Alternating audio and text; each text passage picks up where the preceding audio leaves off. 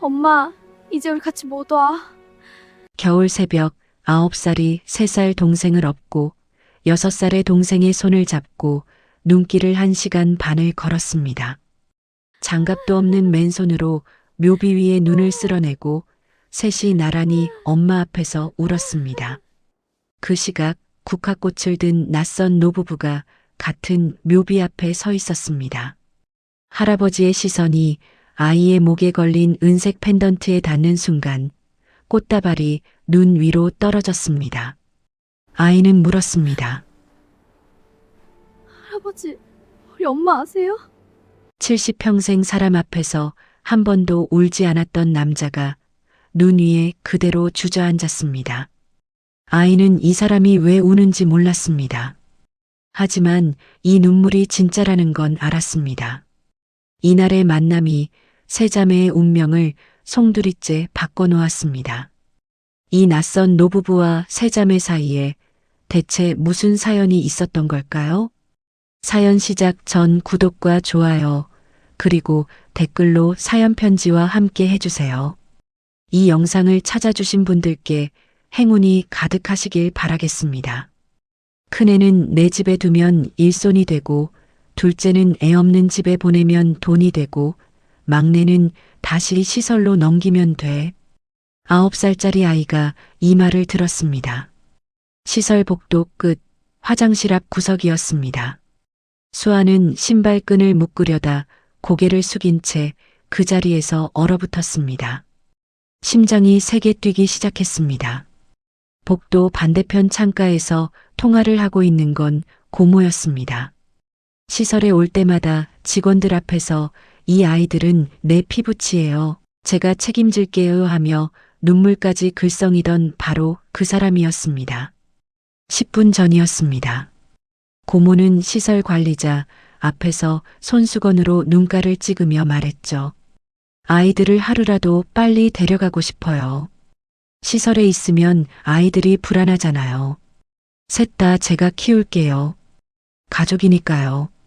관리자는 고개를 끄덕였고 옆에 앉은 직원도 안심한 표정이었습니다. 피부치가 나서서 세 자매를 한꺼번에 데려가겠다고 하니 이보다 좋은 결과가 어디 있겠습니까? 그런데 지금 관리자가 자리를 비운 사이에 고모는 완전히 다른 얼굴을 하고 있었습니다. 전화기를 귀에 대고 창밖을 내다보는 고모의 목소리에는 아까의 떨림도 눈물기도 없었습니다. 낮고 빠르고 계산적이었습니다. 큰애는 키가 좀 있으니까 집에 두면 쓸 데가 있어. 밥하고 빨래하고 그 정도는 시키면 되지. 둘째는 얼굴이 예쁘잖아. 아이 못 가진 집에 보내면 그쪽에서 돈을 줄 거야. 막내는 아직 기저귀도 못 뗐는데 내가 어떻게 돌봐. 그냥 시설에 다시 넘기면 돼. 수아는 숨을 참고 있었습니다. 벽에 등을 바짝 붙이고 무릎을 끌어안은 채 복도에 찬 바닥 위에 쪼그려 앉아 있었습니다. 고모의 말이 한 문장씩 귀에 박혔습니다. 큰애는 일손, 둘째는 돈, 막내는 시설.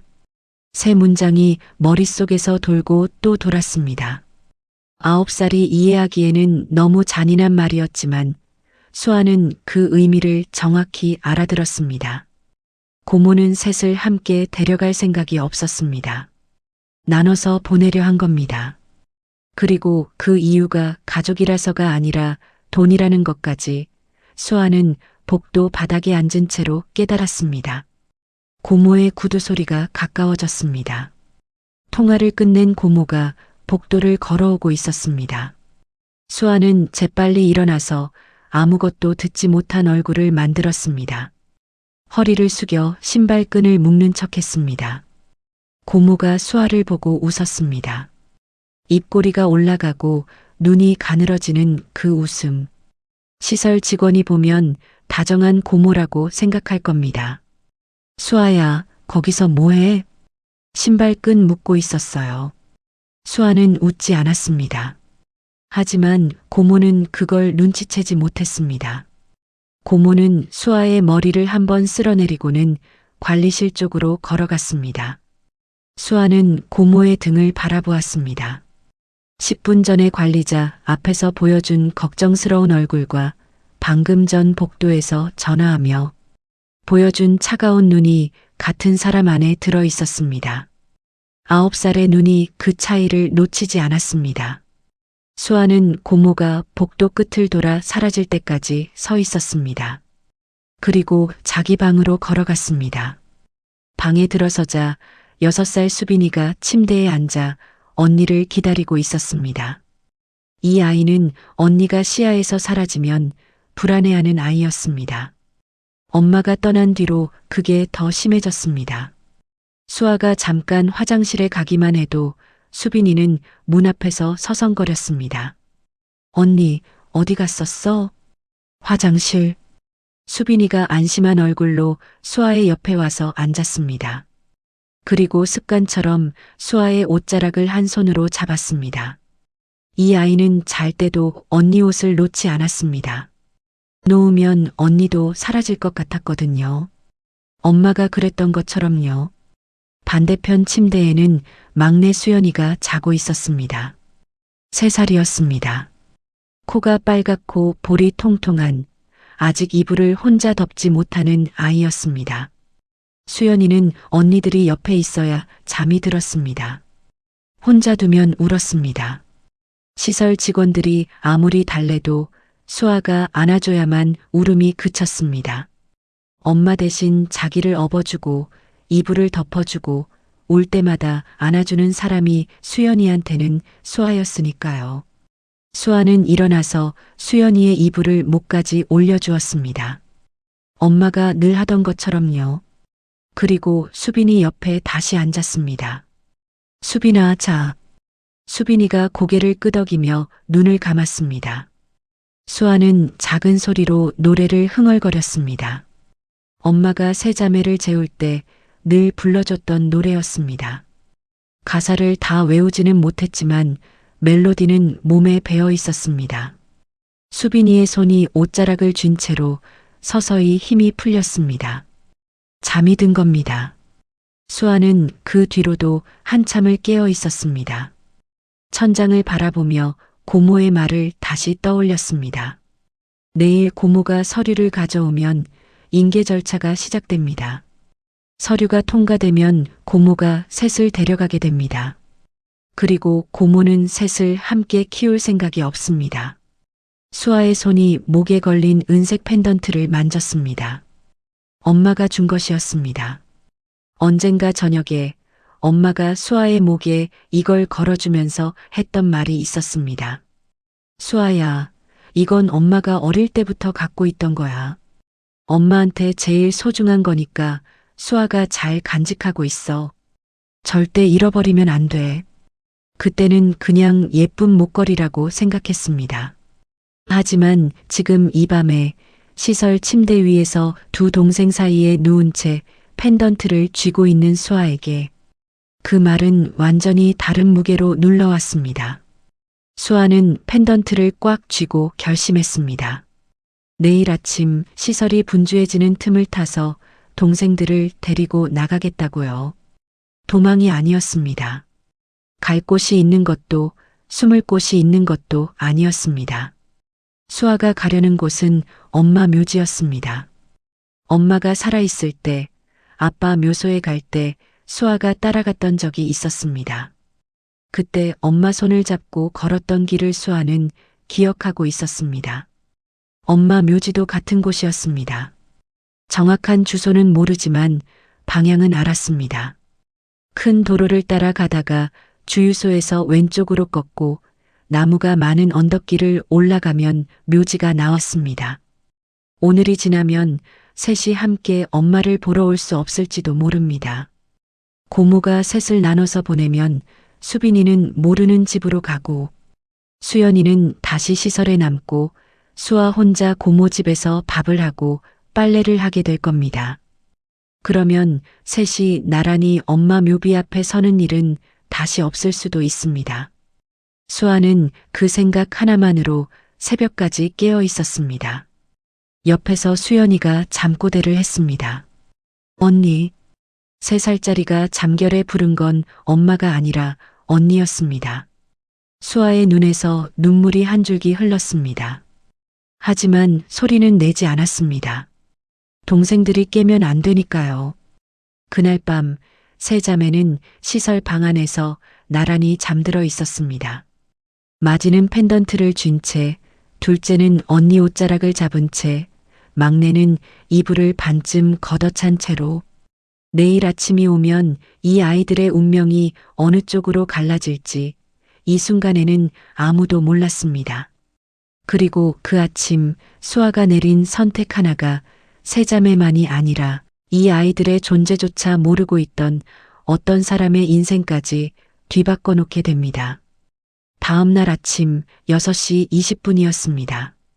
수아는 수빈이를 조용히 흔들었습니다. 수빈아, 일어나. 언니, 아직 아침 아니야.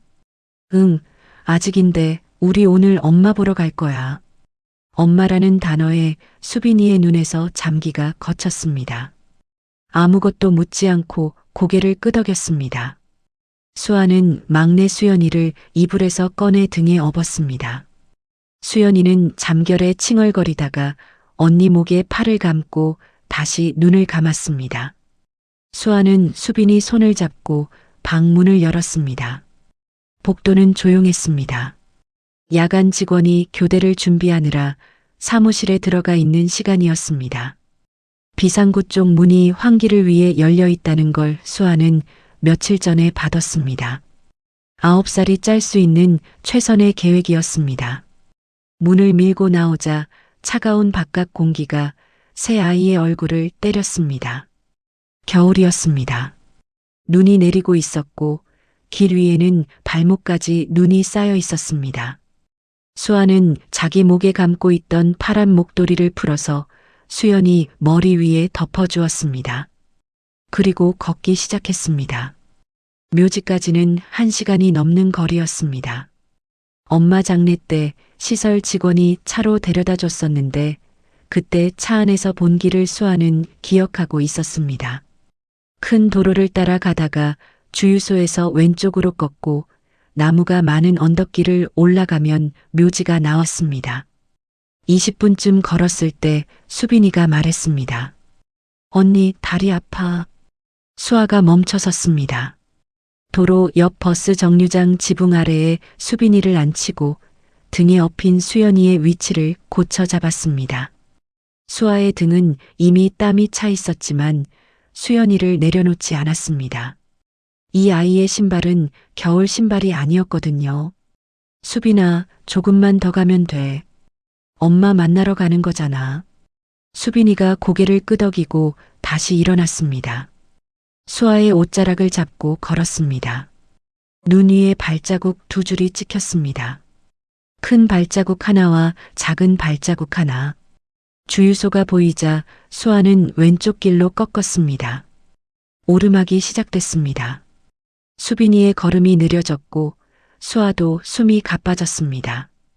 등에 업힌 수연이가 깨어나서 말했습니다. 언니, 추워. 조금만 참아. 거의 다 왔어. 거의 다 온 건 아니었습니다. 하지만 3살짜리한테 아직 멀었다고 하면 울어버리니까 수아는 그렇게 말할 수밖에 없었습니다. 1시간 반쯤 걸어서 묘지 입구가 보였을 때 수아의 다리가 풀릴 뻔했습니다. 묘지 안으로 들어가 엄마의 묘비를 찾았습니다. 오른쪽 3번째 줄, 끝에서 2번째. 묘비 앞에 도착하자 수아는 그대로 주저앉았습니다. 수연이를 내려놓고 수빈이와 나란히 묘비 앞에 앉았습니다. 묘비 위에 눈이 소복하게 쌓여 있었습니다. 수아가 맨손으로 눈을 쓸어냈습니다. 장갑이 없었습니다. 차가운 돌 위에 눈을 쓸어내는 아이의 손가락이 벌겋게 얼어가고 있었지만 수아는 멈추지 않았습니다. 글씨가 보일 때까지 쓸어냈습니다. 엄마의 이름이 드러났습니다. 수빈이가 그 이름을 보았습니다. 글자를 다 읽을 줄 아는 나이는 아니었지만 엄마 이름만은 알아보았습니다. 수빈이의 얼굴이 일그러졌습니다. 소리를 내지 않으려고 입을 꽉 다물고 있었지만 어깨가 들썩이기 시작했습니다. 주먹을 꽉 쥐고 참으려 했는데 6살한테 그건 너무 어려운 일이었습니다. 결국 작은 흐느낌이 새어나왔습니다. 수연이는 언니들의 분위기를 느꼈는지 얼굴이 찡그러지더니 울음을 터뜨렸습니다. 3살짜리는 왜 우는지 정확히 모릅니다. 하지만 언니들이 슬퍼하고 있다는 건 본능으로 알았습니다. 수연이의 울음소리가 조용한 묘지에 퍼졌습니다. 수아는 두 동생 사이에 앉아서 수빈이 어깨를 한 팔로 감싸고 다른 손으로는 수연이를 끌어안았습니다. 두 동생이 울고 있었고 수아만 울지 않고 있었습니다. 울면 안 된다고 생각했거든요. 자기까지 울면 동생들이 더 무서워하니까요. 수아는 묘비를 바라보았습니다. 엄마가 살아있을 때 아이들 앞에서 늘 웃었던 것처럼 수아도 울지 않으려 했습니다. 하지만 입을 여는 순간 참고 있던 것이 전부 무너졌습니다. 엄마, 이제 우리 같이 못 올 수도 있어. 그 한마디가 나온 뒤 수아의 눈에서 눈물이 쏟아졌습니다. 묘비의 이마를 기대고 울었습니다. 어깨가 떨렸지만 소리는 최대한 죽이고 있었습니다. 동생들이 더 겁먹을까 봐요. 9살이 할 수 있는 가장 어른스러운 울음이었습니다. 수빈이가 우는 수아의 옷자락을 더 꽉 잡았고 수연이는 울다 지쳐서 수아의 무릎에 얼굴을 파묻었습니다. 세 자매가 묘비 앞에서 울고 있었습니다. 눈은 쉬지 않고 내렸고 아이들의 옷 위에도 하얀 눈이 쌓이고 있었습니다. 이 아이들을 찾는 사람은 아무도 없었습니다. 시설에서는 아직 아이들이 사라진 걸 모르고 있었고 묘지에는 겨울 아침이라 찾는 사람이 없었습니다. 세상에서 이 아이들이 여기 있다는 걸 아는 사람은 아무도 없었습니다. 그 시각 묘지 입구 쪽에서 차 한 대가 멈추고 있었습니다. 검은색 대형 세단이었습니다. 기사가 문을 열자 검은 코트를 입은 남자가 내렸습니다. 70대 초반, 한쪽 손에 흰 국화꽃다발을 들고 있었습니다. 뒤이어 같은 나이 또래의 여자가 내렸는데 차에서 내리기도 전에 이미 눈가가 붉어져 있었습니다. 이 두 사람이 왜 이 묘지에 왔는지는 아직 이야기하지 않겠습니다. 다만 한 가지, 이 남자가 이 묘지를 찾은 건 오늘이 처음이었습니다. 남자는 꽃다발을 들고 묘지 안으로 걸어 들어갔습니다. 묘비 번호를 따라 오른쪽 3번째 줄로 접어들었습니다. 그때 울음소리가 들렸습니다. 아이의 울음소리였습니다. 남자가 멈춰섰습니다. 자기가 찾아가려던 바로 그 묘비 앞에 아이 3명이 울고 있었습니다. 남자의 시선이 마디의 목에서 멈췄습니다. 은색 펜던트가 걸려 있었습니다. 눈 속에서 희미하게 빛나고 있었습니다. 남자는 그것을 한눈에 알아보았습니다. 옆에 선 여자도 같은 것을 보고 두 손으로 입을 막았습니다. 남자의 손에서 국화꽃다발이 눈 위로 떨어졌습니다. 수아가 인기척을 느끼고 고개를 들었습니다. 묘비 앞에 서 있는 노부부를 보았습니다. 수아는 반사적으로 수빈이를 뒤로 밀고 수연이를 더 꽉 끌어안았습니다. 누구세요? 떨리는 목소리였지만 눈은 똑바로 노부부를 보고 있었습니다. 낯선 어른 앞에서 동생들을 지키려는 눈이었습니다. 남자는 대답하지 못했습니다. 입이 열리지 않았거든요. 여자가 먼저 움직였습니다. 눈 위에 무릎을 꿇고 아이들과 눈높이를 맞추었습니다. 추웠을 텐데 여기까지 어떻게 온 거야? 수아는 대답하지 않았습니다. 하지만 이 할머니의 눈물이 고모의 눈물과 다르다는 건 느꼈습니다. 고모는 사람들 앞에서 보여주려고 울었지만 이 할머니는 참으려는데 참지 못해서 울고 있었습니다. 여자가 코트를 벗어 수아의 어깨에 덮어주었습니다. 코트의 온기가 얼어있던 어깨에 닿는 순간 수아의 눈에 물기가 번졌습니다. 하루 종일 동생들을 지키느라 추운 것도 참고 무서운 것도 참았던 아이가 낯선 할머니의 코트 한 장에 다시 울었습니다. 남자가 몸을 낮추어 눈 위에 떨어진 국화꽃을 주워서 묘비 앞에 놓았습니다. 수아가 그 모습을 보았습니다. 이 할아버지가 엄마 묘비에 꽃을 놓고 있었습니다. 할아버지, 우리 엄마 아세요? 남자의 무릎이 꺾였습니다. 눈 위에 그대로 주저앉았습니다. 70평생 사람들 앞에서 울어본 적 없는 남자의 눈에서 눈물이 흘렀습니다. 수아는 이 사람이 왜 우는지 몰랐습니다. 하지만 한 가지는 알 수 있었습니다. 이 눈물이 진짜라는 것. 고모의 눈물과는 완전히 다른 것이라는 것. 9살은 눈물의 진위를 구분할 줄 아는 아이였습니다.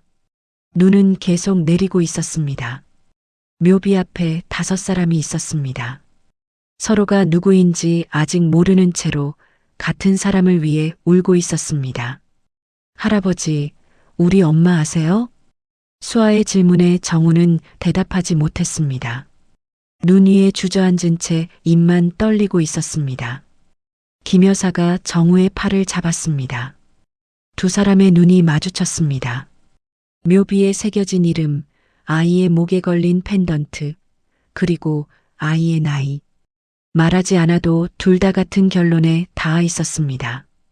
김 여사가 수아에게 말했습니다. 아가, 지금은 너무 추우니까 일단 차에서 좀 쉬자. 동생들도 많이 추울 거잖아. 수아는 망설였습니다. 모르는 사람의 차에 타면 안 된다고 시설에서 배웠거든요. 하지만 수연이의 코가 빨갛게 얼어 있었고 수빈이의 손이 수아의 손 안에서 떨리고 있었습니다. 수아는 동생들을 내려다보았습니다. 그리고 고개를 끄덕였습니다. 동생들 때문이었습니다. 차 안은 따뜻했습니다. 히터가 돌아가고 있었고 가죽 시트에서 온기가 올라왔습니다. 수연이가 따뜻한 공기에 닿자마자 울음을 그쳤습니다. 수빈이도 몸을 웅크리고 있다가 서서히 어깨가 풀렸습니다. 김 여사가 차 안에 있던 담요를 꺼내 새 아이에게 덮어주었습니다. 정우는 조수석에 앉아 있었습니다. 뒷좌석에 앉은 새 아이를 보지 못하는 자리였습니다. 일부러 그 자리에 앉은 거였습니다. 아이들을 마주보면 또 눈물이 나올 것 같았거든요. 70평생 회의실에서도 장례식에서도 울지 않던 사람이 오늘 묘지에서 2번이나 울었습니다. 더 이상은 안 된다고 생각했습니다. 적어도 아이들 앞에서는요. 정우가 핸드폰을 꺼내 비서에게 전화를 걸었습니다. 지금 바로 와. 그리고 서연이에 대해서 알 수 있는 건 전부 조사해. 짧은 지시였습니다. 비서는 더 묻지 않고 알겠습니다라고 대답했습니다. 30년을 모셔온 비서였습니다. 회장의 목소리가 이렇게 떨리는 건 처음 들어봤지만 묻지 않는 게 이 사람의 방식이었습니다. 전화를 끊고 정우는 창밖을 바라보았습니다. 묘지의 묘비들이 눈 속에 줄지어 서 있었습니다.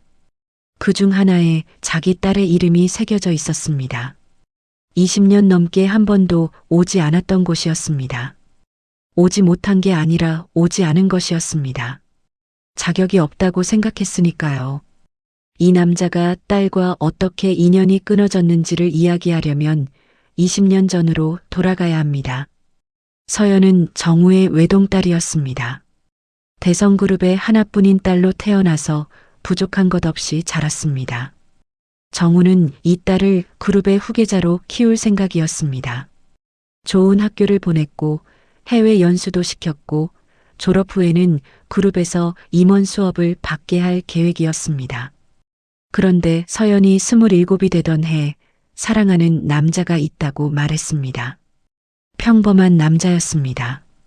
집안 배경도 없고 돈도 없고 재벌가의 사위가 될 만한 조건은 하나도 갖추지 못한 사람이었습니다.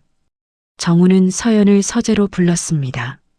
그 남자와 결혼하면 이 집안과 인연을 끊어야 한다. 딸이 아니라 남이 되는 거다. 서연이 대답했습니다. 아빠, 이 사람이 좋아요. 정우의 목소리가 높아졌습니다. 좋으면 다냐? 내가 누군지 알잖아. 대성그룹 박정우의 딸이야. 그에 걸맞는 사람을 만나야지. 서연도 물러서지 않았습니다. 아버지한테 물려받은 고집이 서연에게도 있었거든요. 저는 그 사람이랑 결혼할 거예요. 그게 마지막 대화였습니다. 며칠 뒤 서연은 집을 나갔습니다. 아무것도 가져가지 않았습니다. 아버지가 사준 차도, 카드도, 핸드폰도 두고 갔습니다. 가져간 건 옷 몇 벌 넣은 가방 하나와 어머니가 어릴 때 걸어줬던 은색 펜던트 하나뿐이었습니다. 현관문이 닫히는 소리가 났습니다. 정우는 서재에서 그 소리를 들었습니다. 의자에서 일어나지 않았습니다. 따라가지 않았습니다. 잡지 않았습니다. 딸이 돌아올 거라고 생각했거든요. 한 달이면 현실을 깨닫고 돌아올 거라고요. 하지만 서연은 돌아오지 않았습니다. 한 달이 석 달이 되고 석 달이 1년이 되고 1년이 20년이 되었습니다. 김 여사는 몇 번이나 말했습니다. 여보, 우리가 먼저 연락하면 안 돼요? 정우는 고개를 저었습니다. 먼저 나간 건 그 애야. 돌아오고 싶으면 그 애가 먼저 연락하겠지. 자존심이었습니다. 김 여사도 결국 연락하지 못했습니다. 서연이한테 전화했는데 안 받으면 어떡하지? 받더라도 왜 이제 와서 전화하냐고 하면 어떡하지? 그 두려움이 김 여사의 손도 멈추게 했습니다. 그렇게 20년이 지나갔습니다. 서연이 죽었다는 소식을 정우가 들은 건 사고가 난 지 석 달이 지나서였습니다. 의절한 딸이라 연락이 끊겨 있었고 누군가가 뒤늦게 전해준 소식으로 알게 됐습니다. 교통사고였습니다. 아이들 분유와 간식을 사고 돌아오는 길에 신호를 무시한 차에 치여서 그날 밤을 넘기지 못했다고 했습니다. 정우는 그 소식을 듣고 서재 문을 잠갔습니다. 하루를 나오지 않았습니다. 김 여사가 문을 두드려도 열지 않았습니다. 다음 날 서재 문이 열렸을 때 정우의 얼굴에는 아무 표정이 없었습니다. 묘지를 찾지 않았습니다. 석 달이 지나도 1년이 지나도 3년이 지나도 자격이 없다고 생각한 거였습니다. 살아있을 때 전화 한 통 안 한 사람이 죽고 나서 묘지에 가는 건 뻔뻔한 짓이라고요. 그런데 오늘 아침 정우가 먼저 말했습니다. 오늘 서연이 묘지에 가보려고. 아침 식사 자리에서 커피잔을 내려놓으며 한 말이었습니다. 김 여사는 숟가락을 멈추고 남편을 바라보았습니다. 이유를 묻지 않았습니다. 저도 같이 갈게요. 그게 오늘 아침이었습니다. 그리고 묘지에서 새 아이를 만난 겁니다. 차 안에서 정우는 생각하고 있었습니다. 이 아이들이 서연의 아이들이라면 왜 묘지에 셋만 와 있었는지, 아이들을 돌보는 어른이 왜 없었는지, 9살짜리가 왜 3살짜리를 등에 업고 눈길을 걸어왔는지, 거기에 대한 답은 아직 없었습니다. 하지만 한 가지는 확실했습니다. 이 아이들한테 뭔가가 잘못되고 있다는 것. 그 시각 시설에서는 소동이 벌어지고 있었습니다. 아침 7시 반 직원이 아이들 방에 들어갔을 때 세 자매의 침대가 비어 있었습니다. 이불은 대충 접혀 있었고 막내가 쓰던 작은 베개만 바닥에 떨어져 있었습니다. 직원이 다른 방을 확인하고 화장실을 확인하고 복도를 뛰어다녔지만 아이들은 어디에도 없었습니다. 비상구 쪽 문이 열려 있었습니다. 시설 관리자의 얼굴이 하얗게 변했습니다. 아동보호시설에서 아이가 사라진다는 건 보통 일이 아니었거든요. 바로 주변 수색에 나갔고 동시에 고모 최미선에게 전화를 걸었습니다. 오늘이 인계 서류를 가져오기로 한 날이었으니까요. 미선은 전화를 받자마자 목소리가 달라졌습니다. 아이들이 사라졌다고요? 그게 무슨 소리예요? 미선은 곧바로 시설로 향했습니다. 도착했을 때 미선의 얼굴은 걱정 그 자체였습니다. 눈이 빨개져 있었고 직원들 앞에서 아이들 이름을 부르며 복도를 헤맸습니다. 완벽한 걱정이었습니다. 하지만 미선이 화장실에 들어가서 문을 잠그고 전화를 걸었을 때 목소리는 전혀 달랐습니다. 언니, 큰일 났어. 애들이 사라졌어. 아니, 그게 아니라 인계 절차가 오늘인데 애들이 없으면 서류가 안 돌아가잖아. 이거 오늘 안에 안 끝나면 다음 심사까지 또 기다려야 해. 미선이 걱정하고 있는 건 아이들의 안전이 아니었습니다. 서류가 밀리는 것, 인계가 늦어지는 것, 그게 미선의 진짜 걱정이었습니다. 전화를 끊고 미선은 거울을 보았습니다. 표정을 정리했습니다. 눈을 찡그렸다가 다시 펴고 화장실 문을 열고 나왔습니다. 밖에서 기다리던 직원에게 다시 걱정스러운 얼굴을 보여주며 말했습니다. 아이들이 추울 텐데 빨리 찾아야 해요. 겉과 속을 바꾸는데 5초가 걸리지 않았습니다. 이 여자는 그런 사람이었습니다. 그리고 미선은 한 가지를 더 물었습니다. 혹시 아이들을 데리러 온 사람은 없었어요? 외부인 출입 기록 같은 거요. 직원은 없었다고 대답했습니다. 미선은 고개를 끄덕였지만 속으로는 다른 계산을 하고 있었습니다. 혹시 누군가가 먼저 움직이고 있는 건 아닌지, 서연의 친정 쪽에서 나선 건 아닌지. 미선은 서연의 친정이 재벌가라는 걸 몰랐지만 누군가가 끼어들 수 있다는 가능성 자체가 불안했습니다. 미선의 결론은 하나였습니다. 빨리 끝내야 한다. 아이들을 찾고 서류를 통과시키고 인계를 확정짓고 보호자 자격을 가져가야 한다. 누군가가 끼어들기 전에. 묘지의 차 안에서는 수연이가 김 여사 품에서 잠이 들었고 수빈이도 눈을 감고 있었습니다. 수아만 깨어 있었습니다. 창밖을 바라보고 있었습니다. 눈이 내리는 묘지가 보였습니다. 수아는 이 사람들이 누구인지 아직 몰랐습니다. 하지만 한 가지는 느끼고 있었습니다. 이 사람들이 엄마와 관련된 사람이라는 것. 엄마 묘비 앞에서 울 수 있는 사람이라는 것. 그리고 고모와는 다른 사람이라는 것. 정우는 아이들을 시설로 데려다 주기로 했습니다. 보호자를 자처할 수 있는 상황이 아니었거든요. 아이들과 자기의 관계를 아직 확인하지 못한 상태였고 비서에게 지시한 조사도 결과가 나오려면 시간이 필요했습니다. 지금 할 수 있는 건 아이들을 따뜻한 곳으로 돌려보내는 것뿐이었습니다. 차가 시설 앞에 멈추자 직원들이 뛰어나왔습니다. 수아를 보자마자 어디 갔었어? 얼마나 걱정했는지 알아? 하고 목소리를 높였습니다. 수아는 고개를 숙인 채 죄송합니다라고만 했습니다. 직원이 아이들을 안으로 데려갔습니다.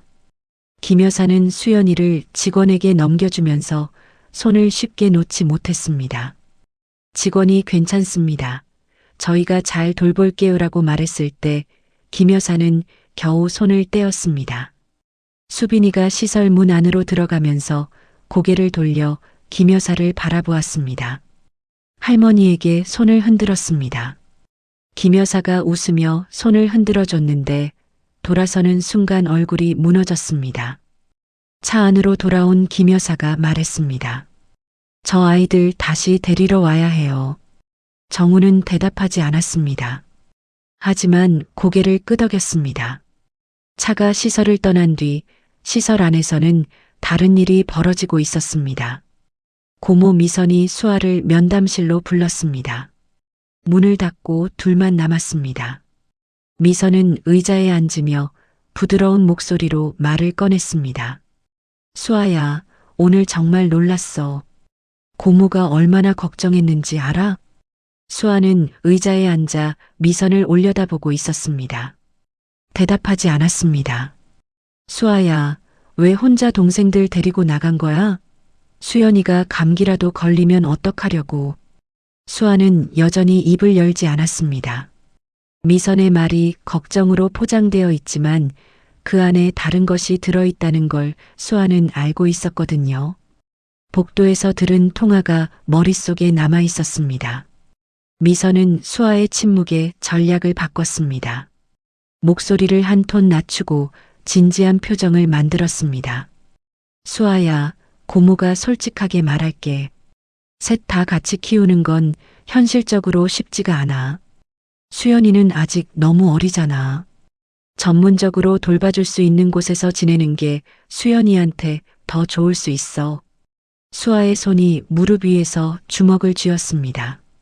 그리고 수빈이도 아이를 갖지 못한 좋은 집이 있는데 거기서 자라면 수빈이가 훨씬 좋은 환경에서 클 수 있거든.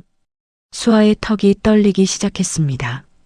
분노가 올라오고 있었지만 9살은 분노를 표현하는 방법을 많이 알지 못합니다. 수아는 입술을 꽉 깨물었습니다. 미선이 마지막 한마디를 했습니다. 수아야, 내가 고집을 부리면 동생들만 더 힘들어져.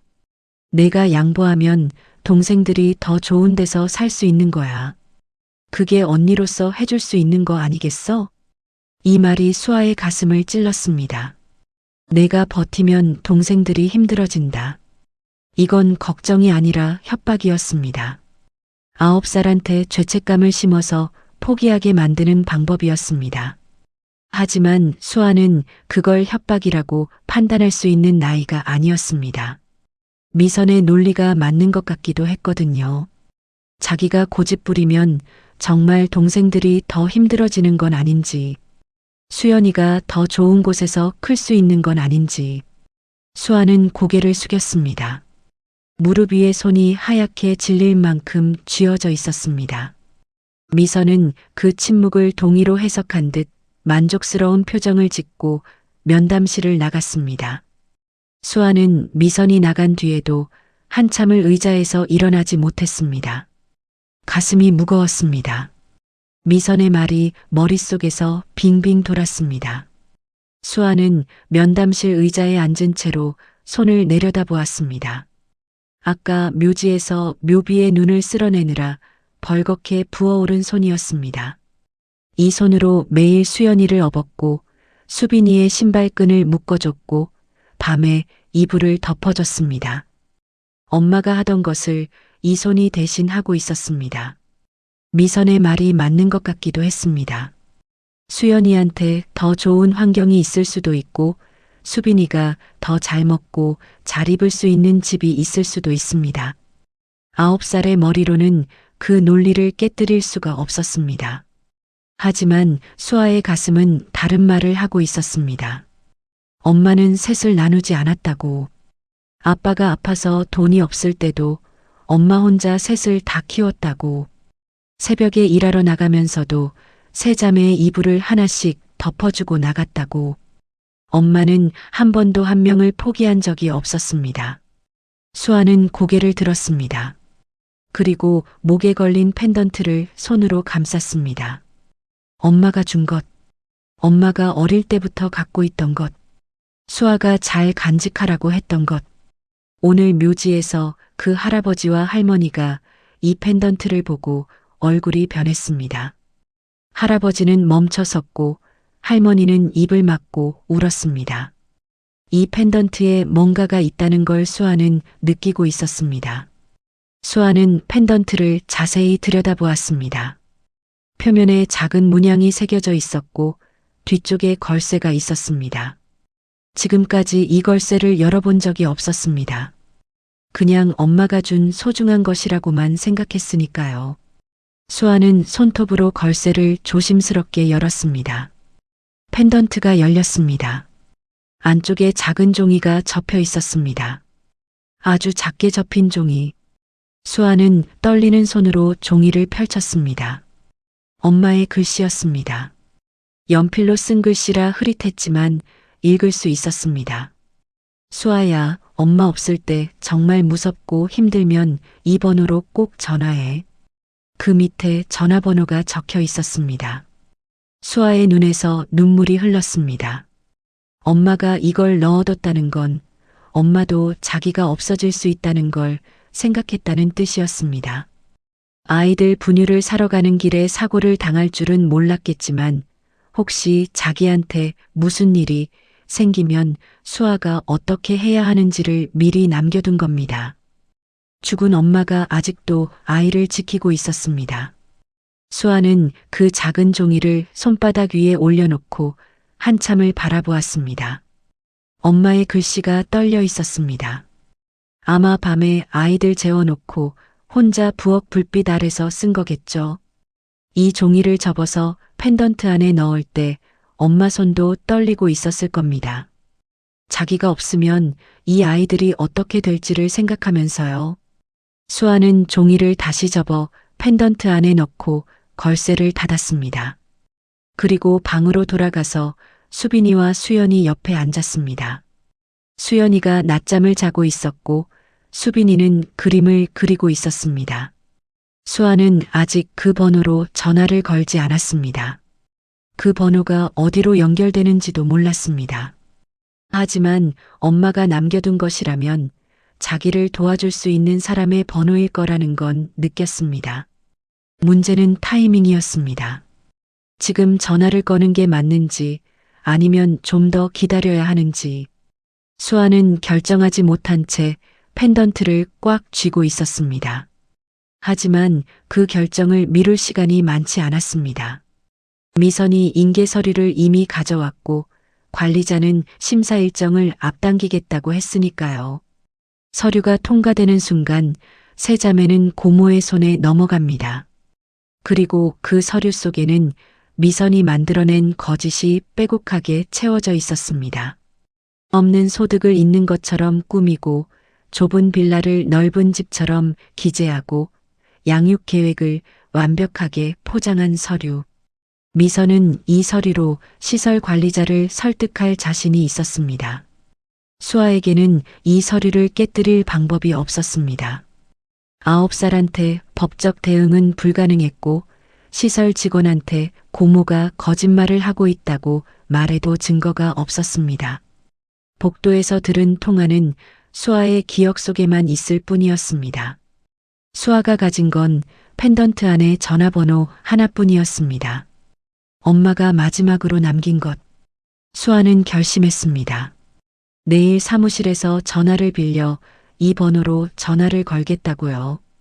이게 뭐로 이어지는 건지는 모르지만 엄마가 남겨둔 것이니까 믿어보기로 한 겁니다. 9살이 내릴 수 있는 마지막 선택이었습니다. 이 전화가 연결되는 순간 이야기의 방향이 완전히 달라지게 됩니다. 다음 날 오전이었습니다. 수아는 시설 사무실로 갔습니다. 직원이 책상에 앉아 서류를 정리하고 있었습니다. 수아가 문 앞에 서서 말했습니다. 저기요, 전화 좀 써도 돼요? 직원이 고개를 들었습니다. 누구한테 거는 건데? 엄마 친구한테요. 직원은 잠깐 수아를 보더니 전화기를 건네주었습니다. 9살짜리가 엄마 친구한테 전화한다는데 막을 이유가 없었거든요. 수아는 전화기를 받아들고 주머니에서 작은 종이를 꺼냈습니다. 어젯밤 펜던트에서 꺼내서 따로 접어둔 종이였습니다. 번호를 하나씩 눌렀습니다. 손가락이 떨렸습니다. 신호가 갔습니다.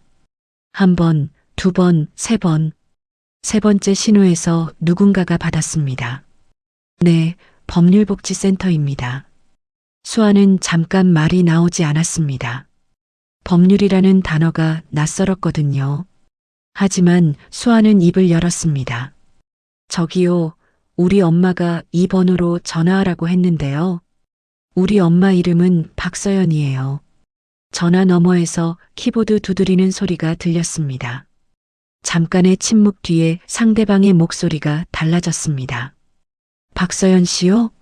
잠깐만요. 혹시 따님이세요? 네. 이름이 수아? 수아는 놀랐습니다. 이 사람이 자기 이름을 알고 있었습니다. 네, 수아 맞아요. 전화 너머에서 숨을 내쉬는 소리가 들렸습니다. 그리고 조용하지만 분명한 목소리로 말했습니다. 수아야, 내 엄마가 여기에 기록을 남겨놨어. 너한테 무슨 일이 생기면 연락이 올 거라고. 지금 어디야? 괜찮아?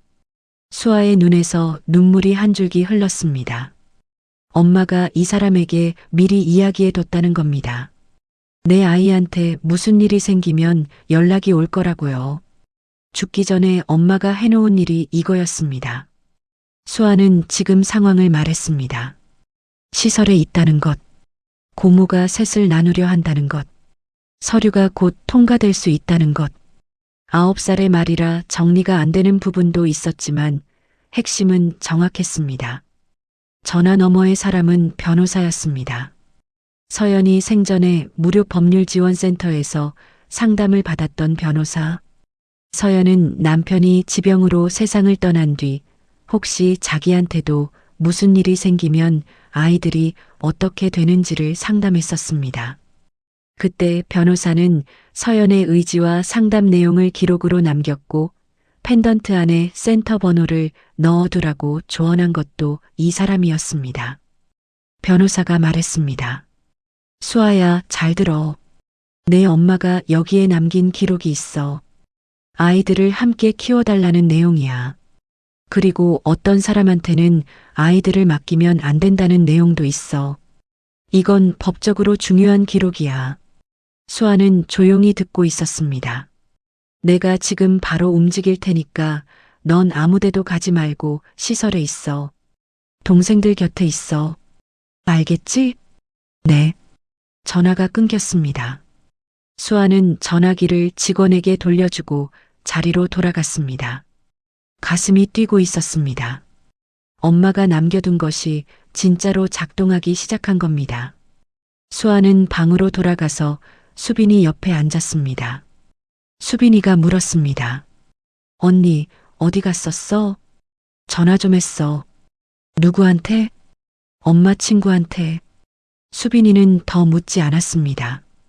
수아의 옆에 바짝 붙어 앉았습니다. 수연이가 바닥에서 장난감 블록을 쌓고 있었습니다. 세 자매는 시설 방 안에서 나란히 앉아 있었습니다. 겉으로 보면 평범한 오전이었지만 수아의 가슴 속에서는 무언가가 달라지고 있었습니다. 혼자서 감당해야 한다고 생각했던 이 싸움에 엄마가 미리 보내놓은 도움이 있었다는 것. 그게 수아에게는 엄마가 아직 곁에 있는 것처럼 느껴졌습니다. 같은 시각 서울 도심 40층 펜트하우스에서는 정우의 책상 위에 서류가 올라오고 있었습니다. 비서가 이틀 만에 가져온 조사 결과였습니다. 정우는 서류를 펼쳤습니다. 손이 미세하게 떨리고 있었습니다. 서연은 집을 나간 뒤 서울 외곽의 작은 빌라에서 남편과 살았습니다. 남편은 원래 건강한 사람이 아니었습니다. 지병이 있었고 약을 먹으며 일을 했습니다. 세 딸을 낳고 키우면서 무리가 갔는지 막내 수연이가 돌이 지나고 얼마 되지 않아 상태가 급격히 나빠졌습니다. 입퇴원을 반복하다가 결국 세상을 떠났습니다. 서연은 혼자 남았습니다. 세 딸을 데리고요. 새벽에 식당 주방에서 일하고 낮에는 편의점에 서고 저녁에는 아이들 밥을 챙겼습니다. 이웃 주민 인터뷰에는 항상 웃는 엄마였어요 라는 말이 남아 있었고 수아의 학교 기록에는 가정 환경이 어려우나 정서 상태는 안정적이라고 적혀 있었습니다. 정우는 서류를 넘겼습니다. 다음 장은 서연의 사망 기록이었습니다. 교통사고, 횡단보도에서 신호 위반 차량의 치임, 사망 당일 소지품 목록에는 장바구니 1개, 분유통 2개, 과자봉지 3개, 지갑, 핸드폰이 적혀 있었습니다. 아이들 먹일 것을 사고 돌아오다 죽은 겁니다. 정우는 서류를 내려놓았습니다. 안경을 벗고 두 손으로 얼굴을 감쌌습니다. 한참을 그 자세로 있었습니다. 딸이 어떻게 살았는지를 이제야 알게 된 겁니다. 새벽에 식당 주방에서 일하고 낮에 편의점에 서고 저녁에 아이들 밥을 챙기면서 웃고 있었다는 것. 그 모든 시간 동안 자기는 40층 펜트하우스에 앉아서 자존심을 지키고 있었다는 것. 정우는 그 대비를 견디기 힘들었습니다. 비서가 조심스럽게 말했습니다. 그리고 한 가지 더 있습니다. 아이들의 현재 법적 보호자 상태와 친가 고모에 대한 조사입니다. 정우가 손을 내리고 비서를 보았습니다. 최미선 씨는 현재 무직 상태입니다. 5년 전에 이혼했고 자녀는 없습니다. 주거지는 서울 외곽 빌라인데 보증금이 2달째 연체 중입니다. 정우의 눈이 좁아졌습니다. 그리고 서연 씨의 남편 사망 시 산재 보상금이 약 8천만 원 지급되었고 서연 씨 사망 시 교통사고 합의금과 보험금이 약 2억 원입니다. 이 금액의 관리 권한은 세 자매의 법정 대리인에게 주어집니다. 정우는 서류를 테이블 위에 내려놓았습니다. 퍼즐이 맞춰지고 있었습니다. 돈이 없는 사람이 아이 셋을 키우겠다고 나선 이유, 아이들을 나눠서 보내려 한 이유, 전부 돈으로 연결되어 있었습니다. 비서가 한 가지 더 보고했습니다. 최미선 씨가 서연 씨 사망 직후 보험사에 전화를 걸어 사망보험금 수령자가 누구인지 문의한 기록이 있습니다. 장례가 끝나기도 전이었습니다. 정우의 손이 주먹을 쥐었습니다. 서연이 죽자마자 돈부터 확인한 겁니다. 이 여자는 처음부터 아이들이 아니라 돈을 보고 움직인 겁니다. 정우는 비서를 바라보며 말했습니다. 법무팀에 연락해. 최미선의 보호자 신청을 막을 수 있는 법적 근거를 전부 준비해. 친족관계 확인 서류도 완성하고. 비서가 알겠습니다라고 대답하고 나갔습니다. 정우는 창밖을 바라보았습니다. 서울 시내가 내려다 보이는 40층이었습니다. 이 도시 어딘가에 자기 딸의 아이 3명이 시설에 있고 그 아이들을 이용하려는 사람이 있고 자기는 이제야 움직이기 시작한 겁니다. 두 갈래의 반격이 동시에 시작되고 있었습니다. 하나는 수아가 건 전화. 서연이 생전에 남겨둔 상담 기록을 가진 변호사. 다른 하나는 정우가 시작한 조사. 미선의 정체와 서연의 삶을 밝히는 법무팀. 이 두 갈래가 서로의 존재를 아직 모른 채 각자의 방향에서 미선을 향해 좁혀오고 있었습니다. 하지만 미선도 가만히 있지 않았습니다.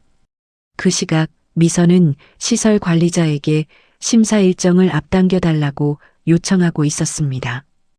아이들이 시설을 이탈한 사건을 이용해서요. 아이들이 또 나가면 위험하잖아요. 하루라도 빨리 안전한 환경으로 데려가야 하지 않겠어요? 관리자는 고민 끝에 심사 일정을 사흘 앞당기겠다고 대답했습니다. 사흘. 세 자매의 운명을 가를 시간이 사흘로 줄어든 겁니다.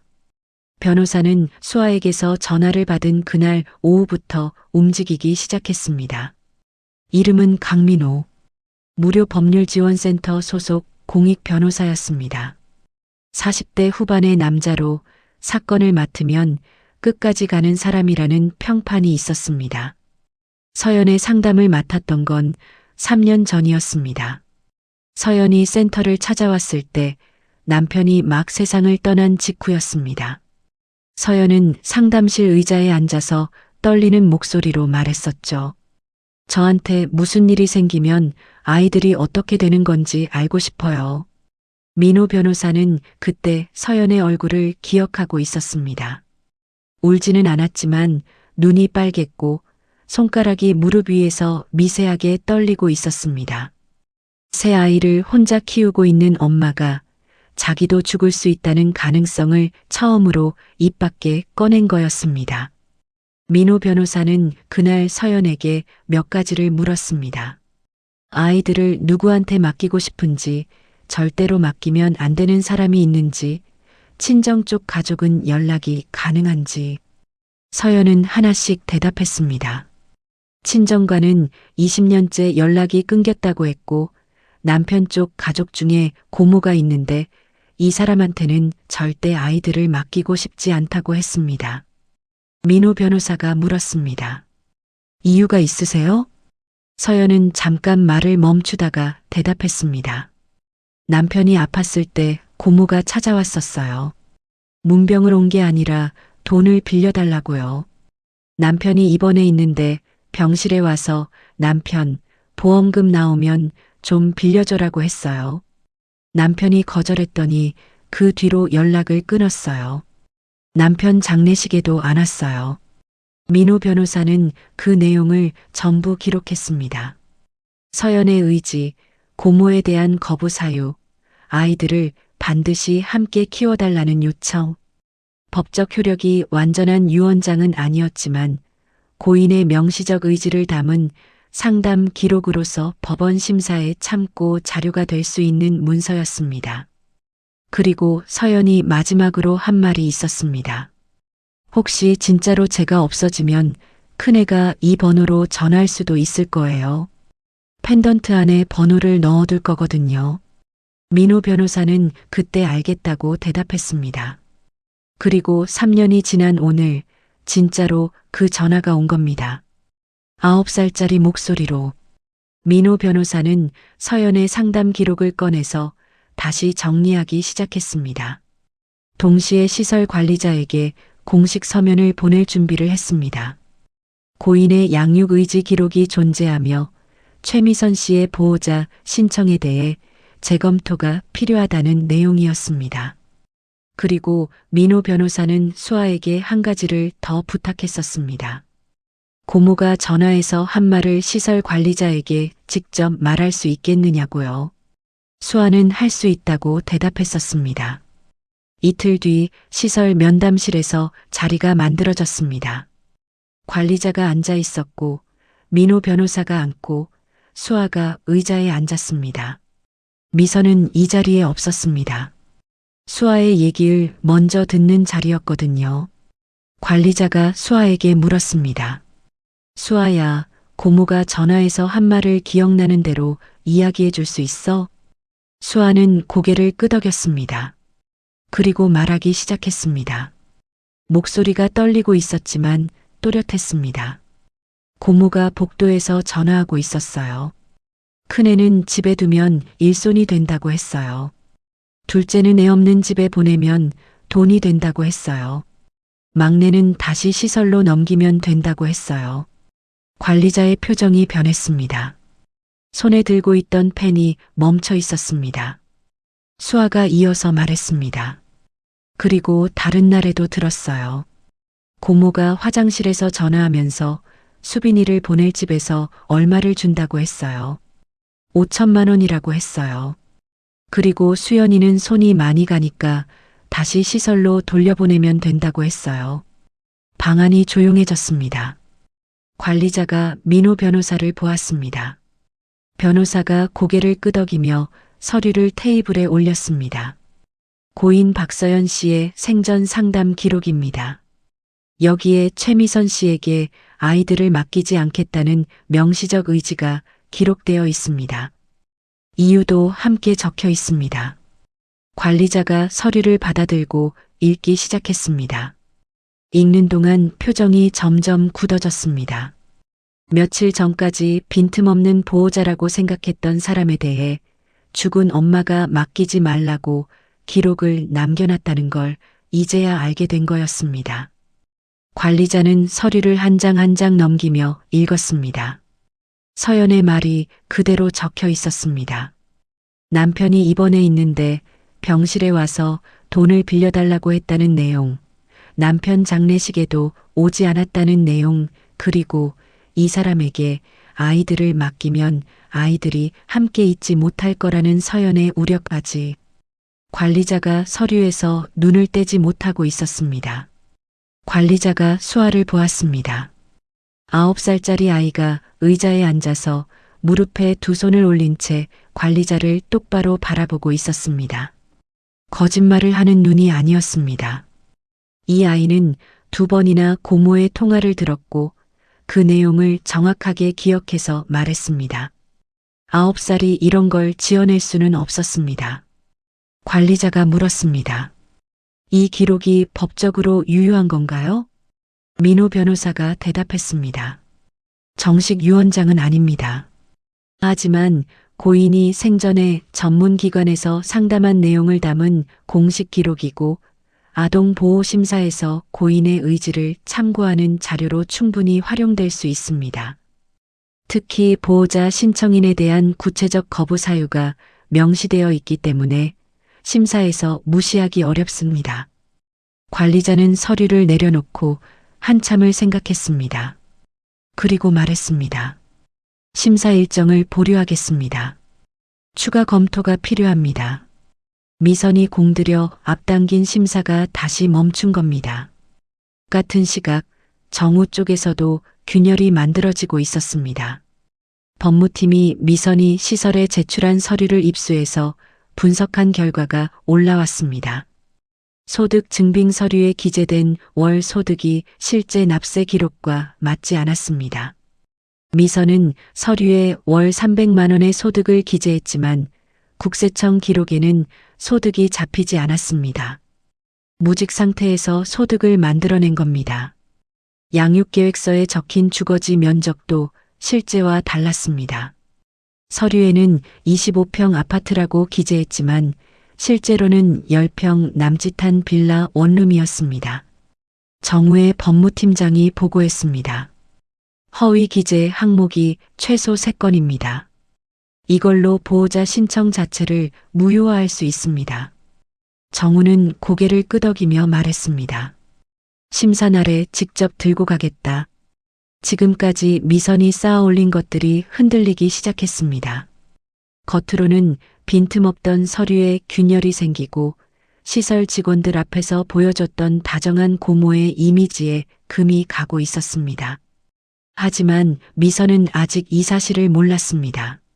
심사가 보류됐다는 연락을 받았을 때 미선은 관리자에게 전화를 걸어 이유를 물었습니다. 왜 보류가 된 건데요? 서류에 문제가 있었어요? 관리자는 추가 검토 사항이 생겨서라고만 대답했습니다. 미선이 다시 물었습니다. 무슨 검토요? 제 서류는 다 갖춰져 있잖아요. 관리자는 구체적인 내용은 말씀드리기 어렵다고 했습니다. 미선은 전화를 끊고 방안을 서성거렸습니다. 불안했습니다. 뭔가가 움직이고 있는 건 느꼈지만 정체가 보이지 않았습니다. 묘지에서 아이들을 데려다 준 검은 세단이 다시 떠올랐습니다. 그리고 관리자의 태도가 며칠 전과 달라졌다는 것도요. 미선은 핸드폰을 들고 다시 전화를 걸었습니다. 언니 나야. 뭔가 이상해. 심사가 갑자기 보류됐어. 누가 끼어든 것 같아. 미선의 목소리에 초조함이 묻어 있었습니다. 처음으로 자기 계획이 흔들리고 있다는 걸 느낀 거였습니다. 그리고 정우가 직접 나서겠다는 것도, 변호사가 서연의 기록을 들고 움직이고 있다는 것도 미선은 아직 모르고 있었습니다. 사흘 뒤 보류된 심사가 다시 열립니다. 그 자리에서 모든 것이 만나게 됩니다. 미선은 가만히 있지 않았습니다. 심사가 보류됐다는 소식을 듣고 이틀 동안 미선은 자기 나름대로 상황을 파악했습니다. 관리자가 구체적인 이유를 말해주지 않았지만 미선은 직감적으로 알았습니다. 누군가가 자기 서류에 대해 문제를 제기했다는 것. 그리고 그게 외부에서 온 것이라는 것. 미선은 시설을 다시 찾아갔습니다. 이번에는 전략을 바꿨습니다. 서류로 밀어붙이는 대신 감정으로 가기로 한 겁니다. 관리자를 만난 미선은 의자에 앉자마자 울기 시작했습니다. 저는 이 아이들의 친가 고모예요. 피가 연결된 사람이에요. 남동생이 죽고 올케가 죽고 이 아이들한테 남은 피부치가 저밖에 없어요. 그런데 갑자기 심사가 보류되고 누군지도 모르는 사람이 끼어들고 있다는 게 말이 돼요? 관리자는 곤란한 표정이었습니다. 미선의 말도 틀리지 않았거든요. 친가 고모라는 건 사실이었고 아이들과 피가 연결된 것도 사실이었습니다. 미선은 여기서 한 발 더 나갔습니다. 혹시 외가 쪽에서 뭔가 움직이고 있는 거예요? 서연이 친정이 끼어든 거예요? 관리자가 대답을 피했습니다. 미선은 그 반응에서 답을 읽었습니다. 외가 쪽이 나선 거구나. 미선의 눈이 달라졌습니다. 눈물은 그대로였지만 그 안에 계산이 돌아가기 시작했습니다. 미선은 목소리를 높이며 말했습니다. 서연이 친정은 딸을 버린 집안이에요. 20년 동안 연락 한 번 없었어요. 서연이가 아파도 남편이 죽어도 장례식에도 안 왔어요. 그런 사람들이 지금 와서 무슨 가족 행세를 하겠다는 거예요? 이 말은 사실이었습니다. 그리고 미선은 이게 자기의 가장 강한 카드라는 걸 알고 있었습니다. 딸을 버린 집안, 20년 동안 부재한 외가, 이 논리 앞에서 정우가 아무리 돈이 많고 힘이 있어도 도덕적 정당성을 주장하기 어려웠습니다. 관리자는 미선의 말을 듣고 고개를 숙이고 있었습니다. 쉽게 판단할 수 있는 문제가 아니었거든요. 한쪽에는 죽은 엄마가 맡기지 말라고 한 친가 고모가 있고 다른 한쪽에는 20년 동안 나타나지 않았던 외가가 있었습니다. 어느 쪽도 완벽하지 않았습니다. 미선은 관리자의 흔들림을 눈치채고 마지막 한마디를 던졌습니다. 관리자님, 아이들한테 물어보세요. 고모가 좋은지 한 번도 본 적 없는 외할아버지가 좋은지. 아이들은 저를 알아요. 저는 이 아이들이 태어날 때부터 봐왔어요. 이것도 거짓이었습니다. 미선은 아이들이 태어날 때 거의 오지 않았습니다. 남편 장례식에도 안 왔던 사람이 아이들을 봐왔다는 건 말이 안 됐죠. 하지만 관리자는 그걸 확인할 방법이 없었습니다. 미선이 시설을 나간 뒤 관리자는 의자에 앉아 한참을 움직이지 않았습니다. 이 사안이 점점 복잡해지고 있었습니다. 그리고 미선은 시설을 나가기 전에 한 가지를 더 했습니다. 수아를 따로 만난 겁니다. 복도에서 수아를 불러 세우고 직원이 없는 틈을 타서 말했습니다. 수아야, 고모한테 누가 전화하라고 한 거야? 누가 시킨 거야? 수아는 대답하지 않았습니다. 미선의 눈을 올려다보기만 했습니다. 미선이 허리를 숙여 수아의 눈높이에 맞추었습니다. 부드러운 목소리였지만 눈은 차가웠습니다. 수아야, 고모가 다 알아서 할 거라고 했지? 내가 이상한 사람한테 전화하고 다니면 일이 더 복잡해져. 동생들한테 안 좋은 일이 생길 수도 있어. 알겠지? 수아의 등이 차가워졌습니다. 하지만 수아는 고개를 숙이지 않았습니다. 미선을 똑바로 바라보고 있었습니다. 9살의 눈에 두려움이 있었지만 그 두려움 위에 다른 것이 올라와 있었습니다. 엄마가 남겨준 것을 쥐고 있다는 것. 혼자가 아니라는 것. 미선은 수아의 눈에서 뭔가 달라진 걸 느꼈지만 그게 뭔지는 파악하지 못했습니다. 수아의 고개가 안 숙여진다는 것만 확인하고 시설을 나갔습니다. 한편 정우도 벽에 부딪히고 있었습니다. 법무팀장이 보고했습니다. 회장님, 친족관계 확인은 완료되었습니다. 회장님이 세 자매의 외조부라는 것은 서류로 증명됩니다. 하지만 문제가 있습니다. 뭐가 문제야? 법무팀장이 잠깐 말을 멈추다가 말했습니다. 회장님과 고인 서연 씨 사이에 20년 이상 연락이 끊긴 기록이 있습니다. 의절 상태였다는 게 확인됩니다. 이 경우 법원에서 외조부의 양육 적격성을 심사할 때 고인과의 관계 단절이 불리하게 작용할 수 있습니다. 정우의 표정이 굳었습니다. 쉽게 말씀드리면 친가 고모 쪽에서 외가는 딸을 버린 집안이라는 논리를 들고 나올 가능성이 높고 법원도 이 부분을 무시하기 어렵습니다. 정우는 아무 말도 하지 않았습니다. 법무팀장의 말이 틀리지 않았거든요. 20년 동안 딸에게 전화 한 통하지 않았던 사람이 딸이 죽고 나서야 나타나서 손녀를 데려가겠다고 하면 누가 봐도 자연스럽지 않았습니다. 정우는 서재 창밖을 바라보았습니다. 서울 야경이 펼쳐져 있었습니다. 이 도시의 건물 절반이 자기 그룹과 관련되어 있었습니다. 돈은 있었습니다. 힘도 있었습니다.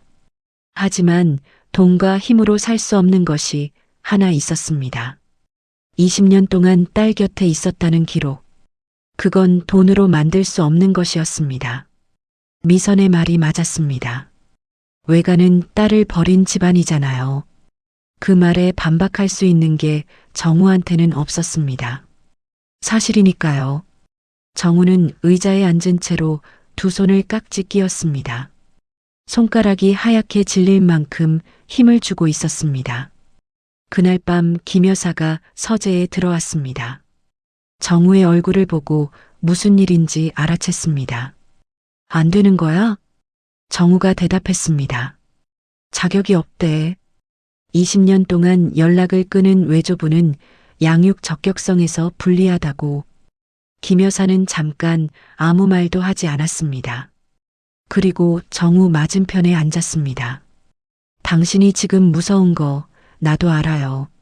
나서면 20년 전에 딸을 내쫓은 게 다 드러나잖아요.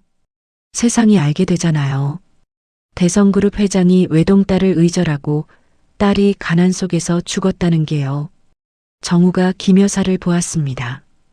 김 여사가 정확히 짚은 거였습니다. 법적 자격 문제도 있었지만 정우가 진짜로 두려워하는 건 그거였습니다. 자기가 어떤 아버지였는지 세상에 드러나는 것. 김 여사가 말했습니다. 여보, 나도 같은 죄인이에요. 당신이 막아도 내가 몰래라도 연락하면 됐었어요. 그런데 나도 안 했어요. 겁이 나서. 그래서 나한테도 자격 같은 건 없어요. 정우는 입을 다물고 있었습니다. 하지만 자격이 없다고 해서 아무것도 안 하면 그게 20년 전이랑 뭐가 달라요? 그때도 따라가지 않았잖아요. 잡지 않았잖아요. 지금 또 같은 거 하려고요? 정우의 턱이 떨렸습니다. 김 여사가 이어서 말했습니다. 서연이한테는 이미 늦었어요. 하지만 저 아이들한테는 아직 늦지 않았어요. 자격 없는 외조부가 나서는 게 창피한 일이면 나서지 않아서 아이들이 흩어지는 건 뭐예요? 그건 창피한 게 아니라 죄예요. 방이 조용해졌습니다. 시계 소리만 들렸습니다. 정우는 김 여사를 한참 바라보았습니다. 이 여자도 20년 동안 같은 후회를 안고 살았습니다. 하지만 지금 이 여자는 후회 앞에서 멈추지 않고 있었습니다. 정우가 천천히 입을 열었습니다. 같이 가자. 김 여사가 정우를 보았습니다. 심사날에 같이 가자. 내가 직접 나서겠다. 김 여사의 눈에서 눈물이 흘렀습니다. 기사가 나오면 나오는 거야. 딸 하나 못 지킨 아비가 손녀까지 잃을 순 없어. 그 밤 정우는 서재에서 오래된 사진 한 장을 꺼내 보았습니다. 서연이 5살 때 사진이었습니다. 이빨 빠진 얼굴로 카메라를 보며 웃고 있었고 목에 은색 펜던트가 걸려 있었습니다. 김 여사가 어릴 때 걸어줬던 그 펜던트. 지금 9살 수아의 목에 걸려 있는 그것. 정우는 사진을 내려놓고 눈을 감았습니다. 20년 전 서연이 현관문을 열고 나가던 날. 따라가지 않았던 그날. 지금 또 움직이지 않으면 같은 후회가 평생을 따라다닐 겁니다. 이번에는 딸이 아니라 손녀 3명이었습니다. 정우가 일어났습니다. 비서에게 전화를 걸었습니다. 심사날에 준비해야 할 서류 전부 최종 점검에 내가 직접 간다. 이 지점이 바닥에서 올라오는 순간이었습니다. 돈과 힘은 있지만 자격이 없는 남자가 자격이 없다는 걸 알면서도 나서기로 한 것. 그게 정우의 선택이었습니다. 심사는 이틀 뒤였습니다. 사날이 왔습니다. 시설 면담실에 사람들이 모였습니다. 고모 미선, 시설 관리자, 담당 복지사, 법원 측 담당자. 미선은 정장을 입고 왔습니다. 머리를 단정하게 올리고 서류 파일을 가지런히 정리해서 테이블 위에 놓았습니다. 준비된 보호자의 모습이었습니다. 미선이 먼저 입을 열었습니다.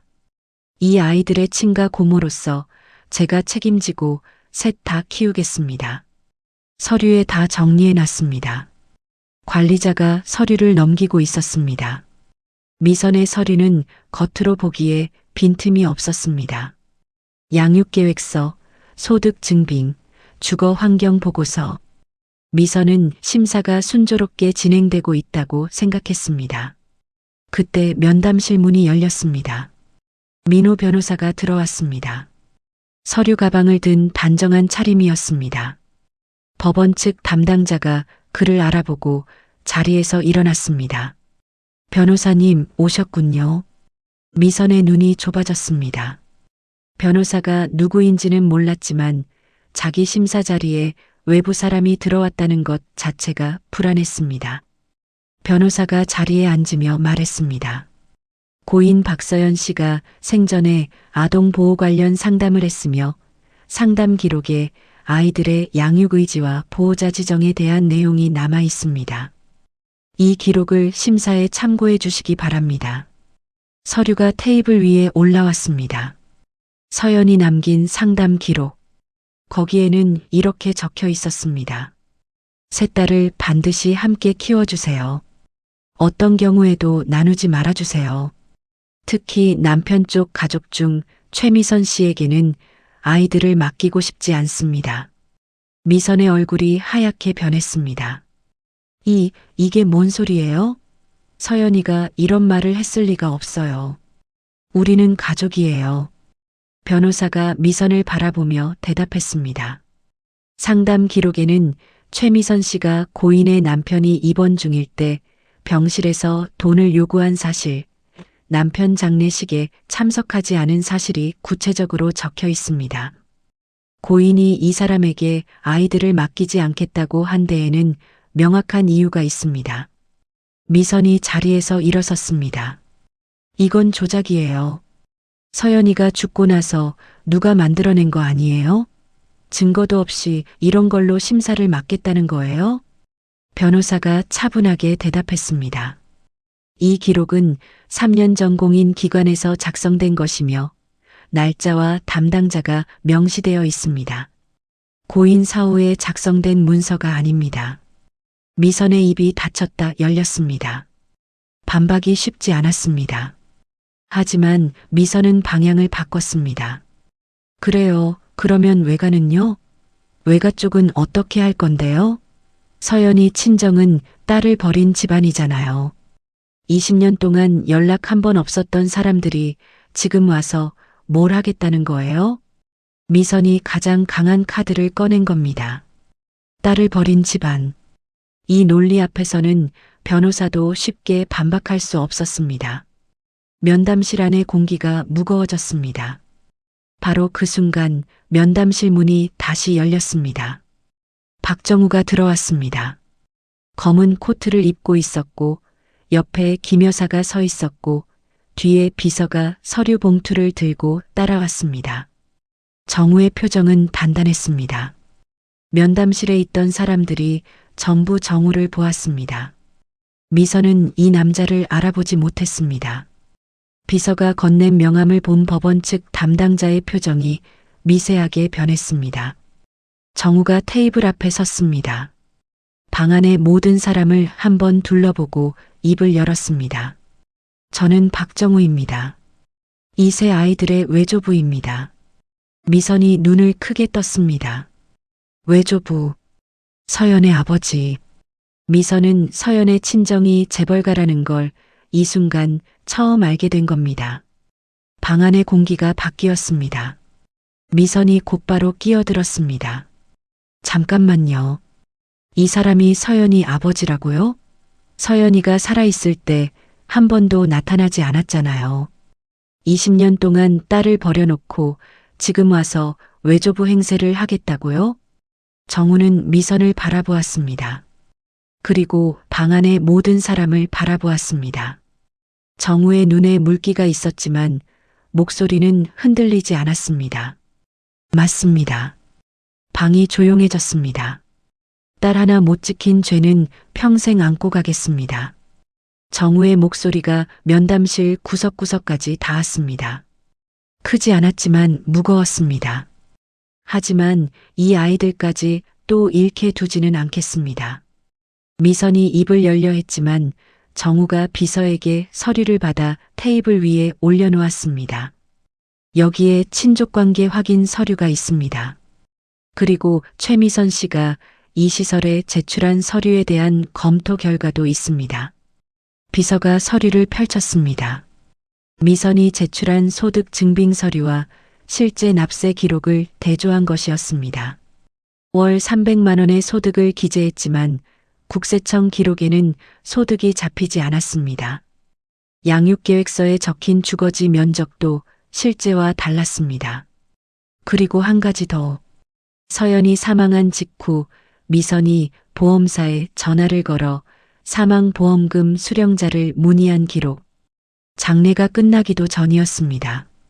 면담실이 완전히 조용해졌습니다. 미선의 얼굴이 일그러졌습니다. 이건 다 돈 있는 사람이 힘으로 밀어붙이는 거잖아요. 재벌이 나서면 다 되는 거예요? 나는 이 아이들의 친가 고모라고요. 미선의 목소리가 높아졌습니다. 하지만 그 목소리에는 이미 힘이 빠져 있었습니다. 그때 면담실 문 바깥에서 작은 발소리가 들렸습니다. 문이 살짝 열려 있었습니다.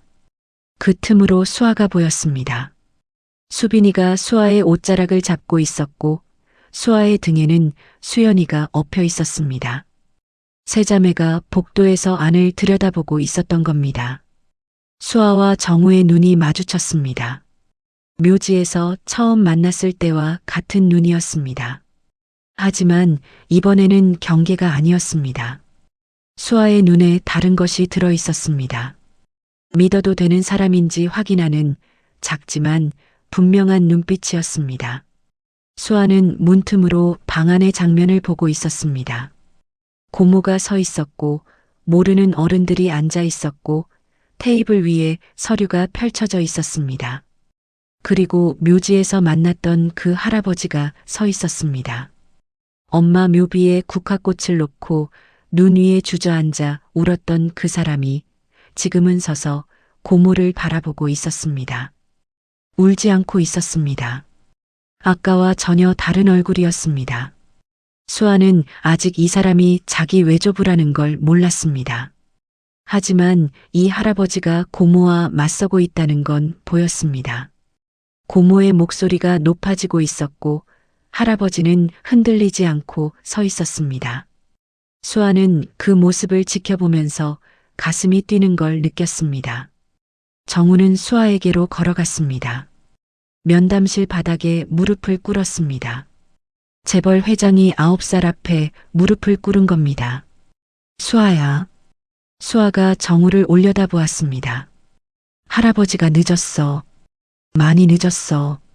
하지만 이제부터는 너희 셋을 아무도 떼어놓지 못하게 할 거야. 수아는 대답하지 못했습니다. 입술이 떨리고 있었습니다. 하지만 수아의 손이 천천히 올라가서 정우의 손을 잡았습니다. 작고 차가운 손이 크고 따뜻한 손을 잡았습니다. 김 여사가 뒤에서 입을 막고 울고 있었습니다. 수빈이가 김 여사에게 다가가서 할머니 옷자락을 잡았습니다. 수연이는 수아 등에서 고개를 돌려 정우를 보고 있었는데 3살짜리 눈에도 뭔가가 달라지고 있다는 게 느껴졌는지 울지 않고 가만히 있었습니다. 면담실 안의 사람들은 아무도 말하지 못했습니다. 미선만이 자리에 서서 두 손을 떨고 있었습니다.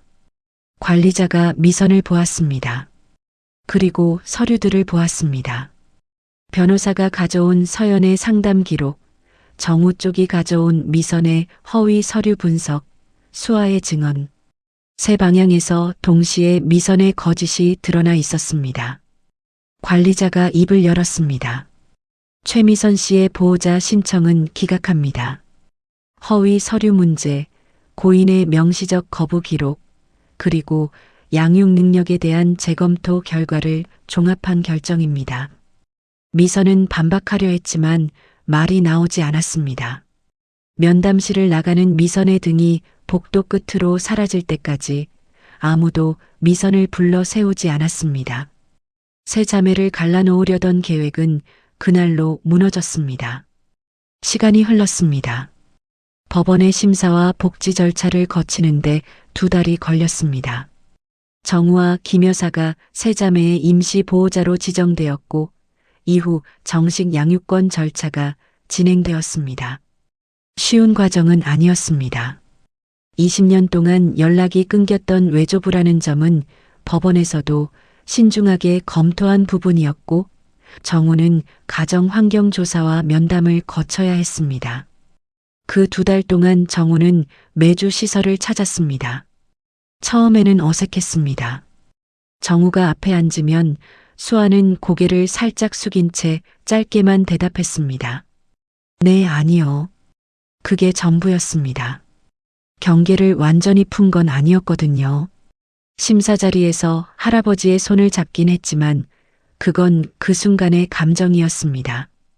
돌아와서 차분히 생각하면 수아는 여전히 이 사람이 누구인지를 정확히 모르고 있었습니다.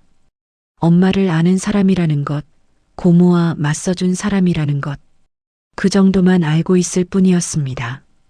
정우는 서두르지 않았습니다. 올 때마다 과일을 가져왔고 수빈이한테 그림 그리는 색연필 세트를 사다 줬고 수연이한테는 작은 인형을 하나 갖다 줬습니다.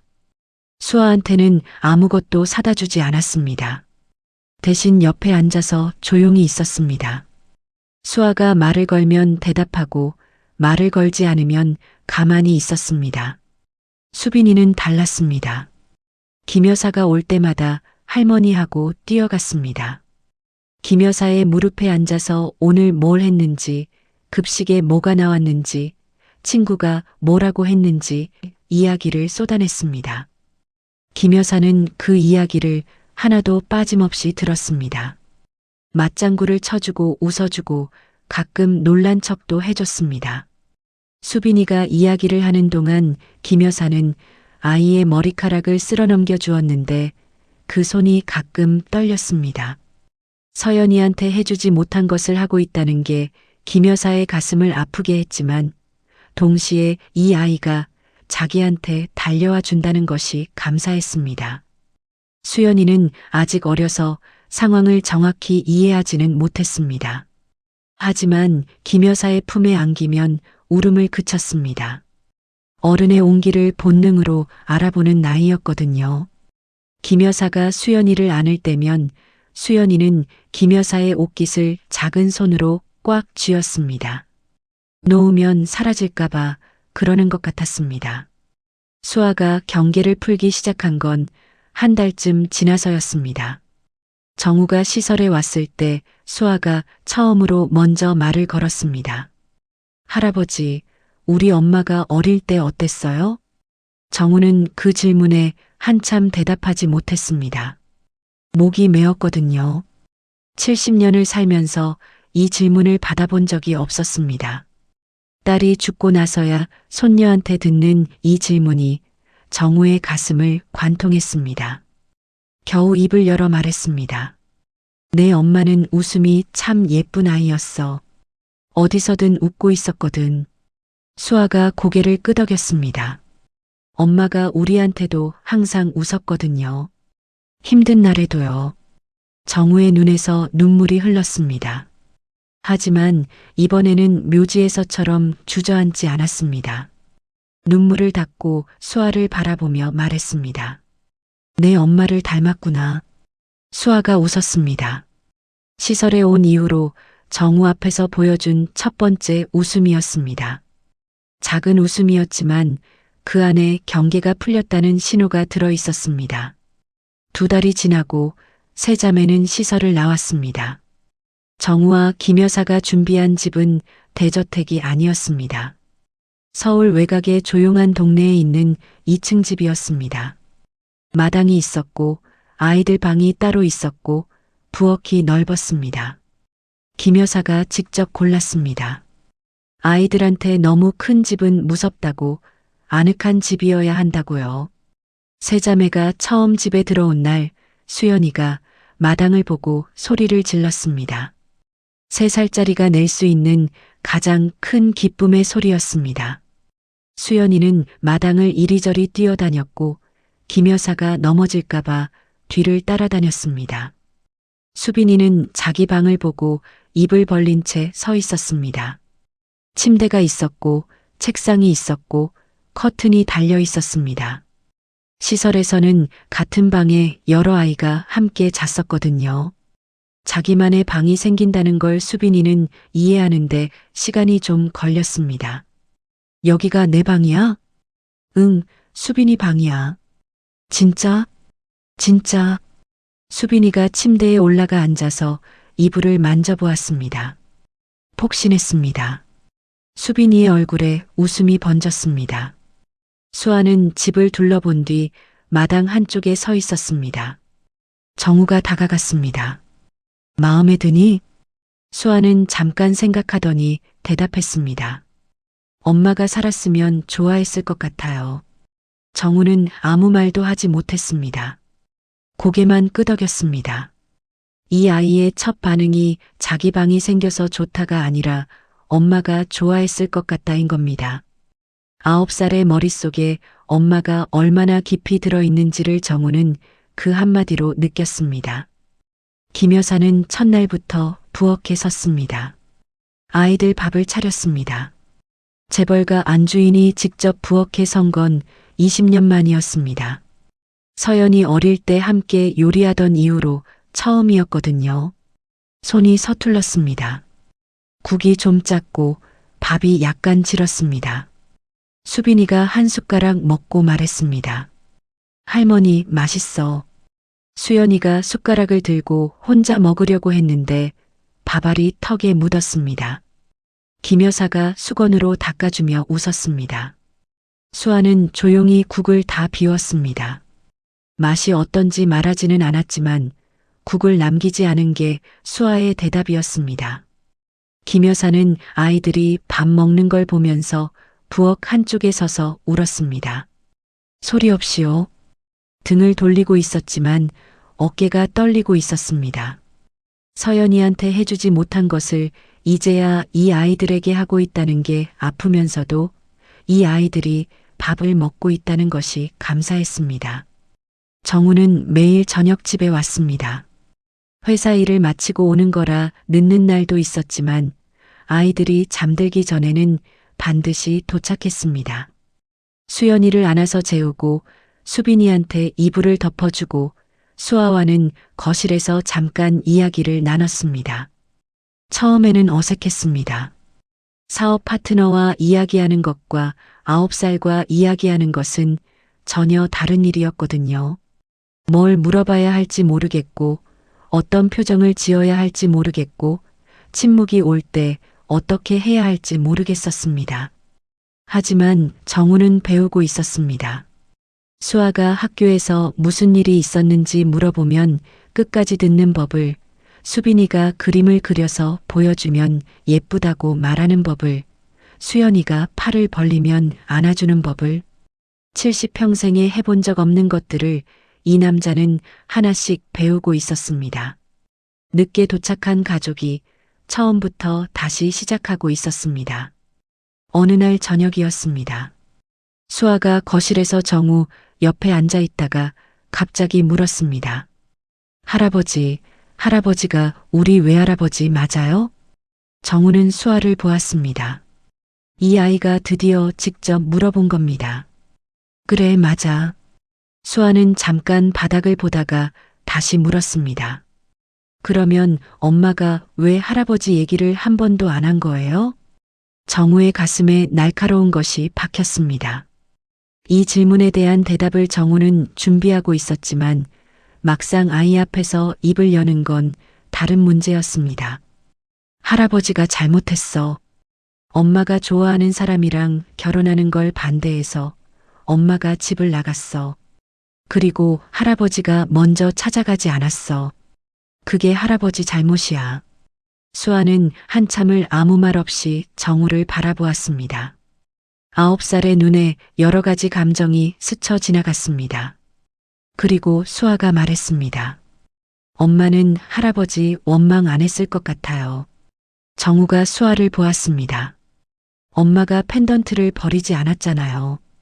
할머니가 준 건데 끝까지 갖고 있었잖아요. 원망했으면 버렸을 거예요. 정우의 눈에서 눈물이 흘렀습니다. 9살이 해준 위로가 70평생 들었던 어떤 말보다 깊이 들어왔습니다. 정우는 아무 말 없이 수아의 머리를 한번 쓰다듬었습니다. 수아가 처음으로 정우의 손을 피하지 않았습니다. 봄이 왔습니다. 겨울이 지나고 묘지 위에 쌓여있던 눈이 녹았습니다. 마당의 나무에서 새 잎이 나오기 시작했고 아침 공기가 달라졌습니다. 차갑던 바람이 부드러워졌습니다. 수아는 아침에 눈을 떴을 때 이불이 따뜻하다는 걸 가장 먼저 느꼈습니다. 시설에서는 겨울에 이불이 얇아서 새벽마다 추웠거든요. 그 전에 엄마와 살던 빌라에서도 보일러를 아끼느라 밤에는 방이 차가웠습니다. 하지만 이 집에서는 아침에 눈을 뜨면 이불이 따뜻하고 방이 따뜻하고 바닥이 따뜻했습니다. 수아는 그 따뜻함에 익숙해지는데 시간이 좀 걸렸습니다. 처음에는 이게 계속될 거라는 걸 믿지 못했거든요. 그날 아침 김 여사가 아이들에게 말했습니다. 오늘 우리 엄마한테 가자. 수빈이가 눈을 크게 떴습니다. 엄마한테요? 응, 엄마 묘지에. 같이 가자. 수빈이가 고개를 끄덕이며 웃었습니다. 수연이는 엄마라는 단어에 고개를 갸우뚱했지만 언니들이 움직이니까 따라 움직였습니다. 수아는 김 여사를 바라보았습니다. 아무 말도 하지 않았지만 눈이 달라져 있었습니다. 겨울에 눈 속을 걸어서 혼자 동생들을 데리고 갔던 그 묘지에 이번에는 다른 사람들과 함께 간다는 것. 수아는 그게 어떤 의미인지를 가슴으로 느끼고 있었습니다. 차 한 대가 집 앞에 섰습니다. 정우가 운전석에서 내렸습니다. 오늘은 기사를 데려오지 않았습니다. 직접 운전하고 왔습니다. 코트 대신 편한 재킷을 입고 있었습니다. 한쪽 손에 흰 국화꽃다발이 들려 있었고 다른 손에는 작은 꽃다발이 하나 더 있었습니다. 노란 꽃이었습니다. 수빈이가 문 앞에서 정우를 보고 소리쳤습니다. 할아버지. 정우가 웃었습니다. 70평생 사람들 앞에서 거의 웃지 않던 사람이 요즘은 가끔 웃었습니다. 아이들 앞에서만요. 수빈이가 뛰어나와서 정우의 손에 들린 노란 꽃을 보았습니다. 할아버지, 이거 뭐야? 엄마한테 가져갈 꽃이야. 수빈이가 들고 갈래?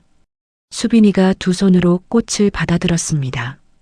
노란 꽃을 가슴에 안고 활짝 웃었습니다. 5사람이 차에 올랐습니다. 정우가 운전했고 김 여사가 조수석에 뒤에 세 자매가 나란히 앉았습니다. 수아가 창가, 수빈이가 가운데, 수연이가 반대쪽 창가에 앉았습니다. 수연이는 김 여사가 사준 노란 원피스를 입고 있었고 수빈이는 빨간 비니를 쓰고 있었고 수아의 목에는 은색 펜던트가 걸려 있었습니다. 차가 출발했습니다. 겨울에 수아가 눈길을 걸어갔던 그 길을 차가 달렸습니다.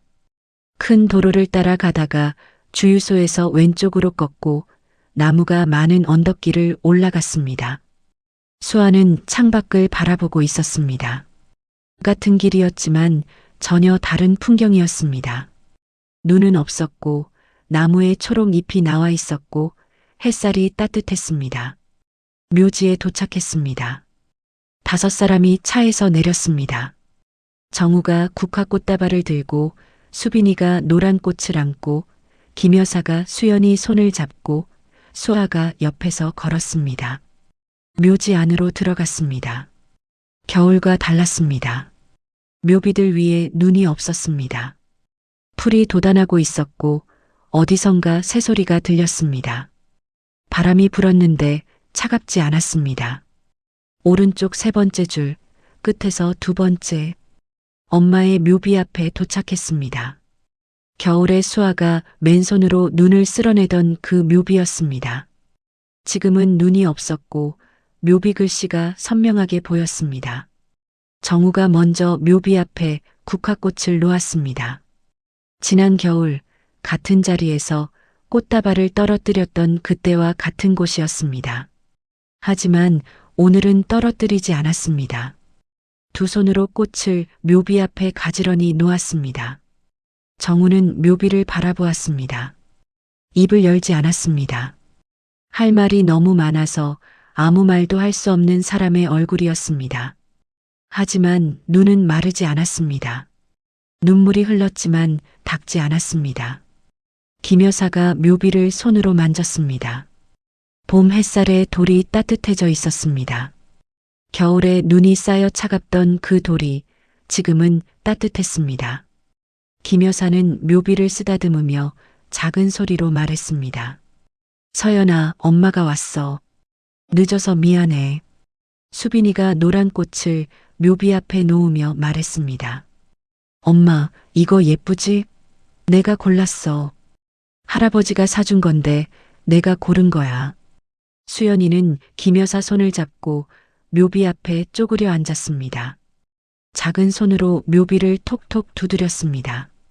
3살짜리가 할 수 있는 인사였습니다. 수아는 묘비 앞에 서서 한참 말이 없었습니다. 지난 겨울이 떠올랐습니다. 눈 속을 1시간 반 걸어서 여기 왔던 그날. 수연이를 등에 업고 수빈이 손을 잡고 발자국 2줄을 눈 위에 남기며 걸었던 그날. 묘비 위에 눈을 맨손으로 쓸어내다가 손이 빨갛게 얼었던 그날. 그리고 이 자리에서 울면서 했던 그 말. 엄마, 이제 우리 같이 못 올 수도 있어. 그때 수아는 그게 마지막이라고 생각했습니다. 고모가 셋을 나누면 다시는 셋이 함께 이 묘비 앞에 올 수 없을 거라고요. 수아가 천천히 손을 뻗어 묘비를 만졌습니다. 겨울에 차갑던 돌이 따뜻했습니다. 수아의 손도 따뜻했습니다. 장갑 없이 눈을 쓸어내던 빨간 손이 아니라 봄 햇살 아래서 따뜻해진 손이었습니다. 수아가 말했습니다. 엄마, 이제 우리 같이 왔어. 그 한마디가 묘지의 바람 속으로 퍼져나갔습니다. 정우의 눈에서 눈물이 흘렀습니다. 김 여사도 울고 있었습니다. 수빈이는 엄마한테 인사한 거지 하고 수아에게 물었고 수아는 응이라고 대답했습니다. 수연이는 돌아가는 길에 정우 품에 안겨 잠이 들었습니다. 5사람이 묘지를 나왔습니다. 정우가 수연이를 안고 김 여사가 수빈이 손을 잡고 수아가 그 옆을 걸었습니다. 묘지 입구에서 수아가 한번 뒤를 돌아보았습니다. 엄마의 묘비가 봄 햇살 아래 서 있었습니다. 국화꽃과 노란 꽃이 나란히 놓여 있었습니다. 수아는 더 이상 울지 않았습니다. 겨울에 이곳은 헤어짐의 장소였습니다. 셋이 함께 올 수 있는 마지막 기회라고 생각했던 곳이었습니다. 하지만 봄에 다시 온 이곳은 다른 장소가 되어 있었습니다. 이제 이 묘지는 다시 이어진 가족이 함께 오는 곳이 되었습니다. 차를 타고 집으로 돌아가는 길, 수빈이가 뒷좌석에서 노래를 불렀습니다. 엄마가 불러줬던 그 노래였습니다. 수아가 시설에서 동생들을 재울 때 흥얼거리던 그 멜로디를 수빈이도 기억하고 있었던 겁니다. 수빈이의 목소리는 작았지만 차 안에 조용히 퍼졌습니다. 김 여사가 뒤를 돌아보았습니다. 수빈이가 노래를 부르고 수연이가 잠들어 있고 수아가 창밖을 보며 작게 따라 부르고 있었습니다. 김 여사가 정우를 보았습니다. 정우는 운전하면서 앞을 보고 있었지만 볼 위로 눈물이 한 줄기 흐르고 있었습니다. 서연이 어릴 때 이 집에서 불렀던 노래는 아니었습니다. 하지만 서연이 아이들에게 불러줬던 노래가 지금 이 차 안에서 울리고 있었습니다. 서연이 남긴 것이 여기까지 닿아 있는 겁니다. 상처는 사라지지 않았습니다. 엄마는 돌아오지 않습니다. 20년의 후회도 지워지지 않습니다. 서연이 살아있을 때 해주지 못한 것들은 되돌릴 수 없습니다. 하지만 세 자매는 더 이상 흩어지지 않았습니다. 더 이상 혼자가 아니었습니다. 그리고 늦게 도착한 가족은 늦었다는 이유로 포기하지 않았습니다. 수아의 목에는 여전히 은색 펜던트가 걸려 있었습니다. 그 안에 엄마가 남긴 작은 쪽지도 그대로 있었습니다. 하지만 수아는 이제 그 번호로 전화를 걸지 않아도 되었습니다. 엄마가 마지막까지 지키려 했던 것을 이제는 다른 사람들이 이어받아 지키고 있었으니까요. 늦었다고 끝난 게 아니었습니다.